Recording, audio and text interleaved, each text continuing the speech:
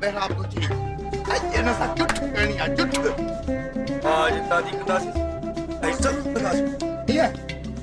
आलिया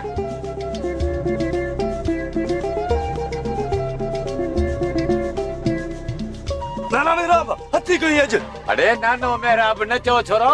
छो न चाहूं केड़ो तू असा जो सगो नानो ही असा त मेरी तो की मेरी नानो मानो चंदा आयो आला मेरा हिकड़ी गाल त बुध अल्लाह हयाती जे सालू खे उहो बपन जियो तू अञा घर में कुआरो किनो पे तो थी ठही त कोन तो अरे पो मञायो न सापा के त मां भी मोड़ बथा ना ना मेरा बा अरे अम्मा त शादी कोन कंदई बाकी हुन जी नंढी भेण वेठी आ चवी तो हुन सां रिश्तो कराइजे अरे तहां वारी मासी का मुंह मुहाटे का चंगड़ी आहे कि नहीं ठिकर मथे वेण दव आला मेरा मासी असारी सफासली अम्मा जे नक मां निकतल नक मां अरे भुलजी पवंदे तो ही साहबा है या साहिबा है अरे चरिया कमू कीअं भुलबो अब अम्मा त थी पोड़ी बाकी जेका असांजी मासी आ न जवान आ जवान हड काठ में ॿई बराबर आहिनि बाकी सयती बम अरे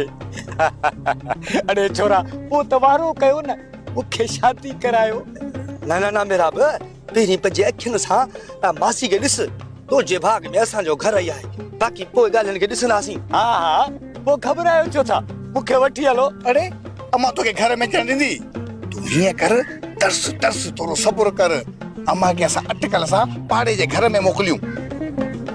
बाकी ॾोकड़नि में ठही पवंदासीं हा हा आधा मनू नाने मेरा बि साणे कहिड़ा हिसाब आहे अरे छोरा भला पोइ मां काथे विया अरे बाबा तूं पंहिंजे घर वञ के ठाऊ का जोड़ा पा इएं जे कंदे त अम्मा वांगुर बि मासी तोखे धिकारे छॾींदी चवंदी हल हल हल हा नाना मेरा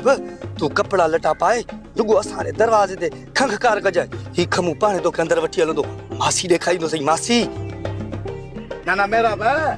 खाली हथे न अचिजे बयानो खणी अचिजे